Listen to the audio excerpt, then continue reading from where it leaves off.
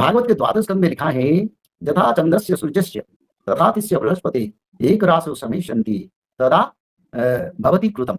उसी समय कृत युग आएगा जिस समय रवि चंद्र बृहस्पति कर्कट राशि पर या पुष्य राशि पर, पुष्य नक्षत्र पर या कोई भी राशि एक राशि समेशंति, यानी एक राशि कोई भी राशि से जितने हमारा राशि चक्र में सब वृष मिथुन कर्कट सिंह कन्या तुला विछा मीन धनु ये जितने राशि है उस राशि चक्र में किसी राशि के ऊपर अगर तीनों ग्रह कौन सा ग्रह न सूर्यदेव चंद्रदेव और बृहस्पति देव रवि चंद्र बृहस्पति, तो ये तीनों ग्रह एक राशि पर अगर अवस्थान करेंगे तब सत्ययुग आएगा।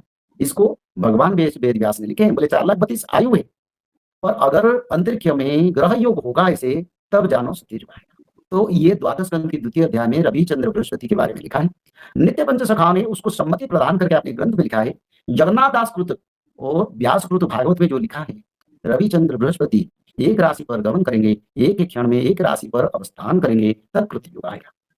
तो पंच सखाओं ने और भागवत महापुराण की तत्व एक ही है, पर कथावाचकों ने, ज्ञानियों ने, विद्वानों ने जिस शास्त्रों को पढ़ते हैं, शास्त्र की एक स्वतंत्र निर्यास से निकलता है, उसका तत्व क्या होना चाहिए, हम कैसे उसको परसे, अमृत परसे या जहर परसे।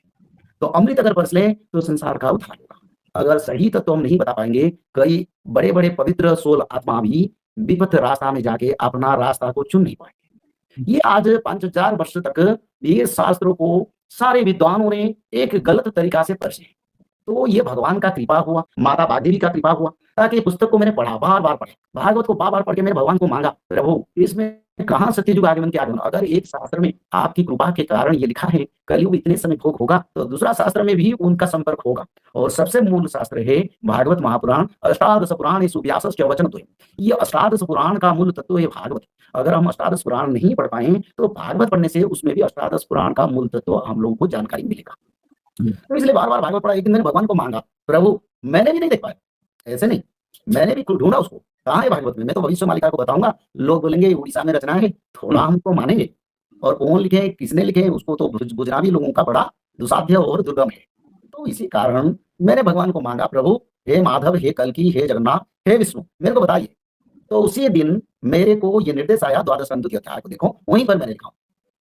तो मेरे को स्पष्ट आया, रवि चंद्र बृहस्पति का गमन होगा तो सत्ययुग आएगा, जिसको पंचसखाओं ने भी लिखे। मैंने पंचसखा मालिका शास्त्र में इसको पढ़ा, और पंचसखा मालिका शास्त्र में पढ़ने के बाद भागवत में भगवान की कृपा से ये मेरे को मिला, और मैंने फिर ज्योतिष शास्त्र को गाया।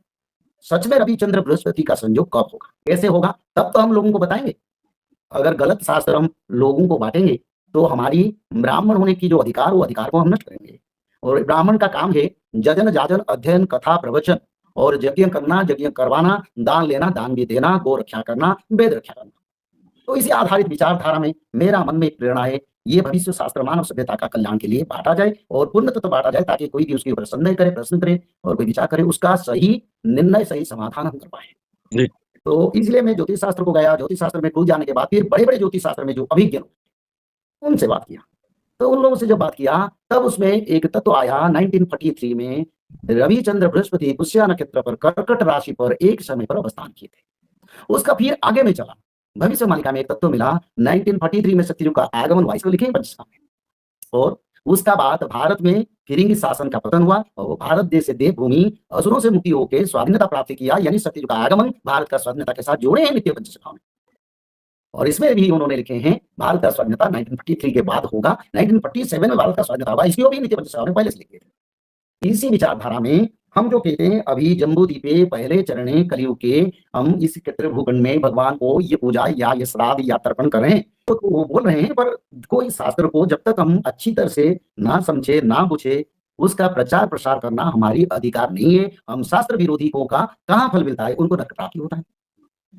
तो इसीलिए भविष्य शास्त्र, भविष्य मालिका पुराण और साथ ही साथ अष्टादश पुराण के जो मूल तत्व भागवत महापुराण में जो 1953 का बात जिक्र किया गया, उसी विचारधारा और भविष्य मालिका विचारधारा एक ही तत्व सत्ययुग का आगमन का प्रमाण मिला, रविचंद्र बृहस्पति ग्रहों का चलन का प्रमाण मिला। और दूसरा प्रमाण अगस्त 11 तारीख को रविचंद्र और बृहस्पति 17 तारीख को एक पूर्णता के रूप को आएंगे इस महीने, और उसी दिन रविचंद्र बृहस्पति शायद अलग राशि पर, कर्कट राशि पर रहेंगे, पर पुष्या नक्षत्र पर नहीं रहेंगे। पर इसको भी सत्ययुग का आगमन यथा चंद्रस्य सूर्यस्य तथा तिस्य बृहस्पति एक राशो समेष्यन्ति तदा भवति कृतम। कोई भी एक राशि पर रवि चंद्र बृहस्पति आगमन करते हैं तब सत्ययुग का आगमन होता है। ये भगवान का बड़ा कृपा है।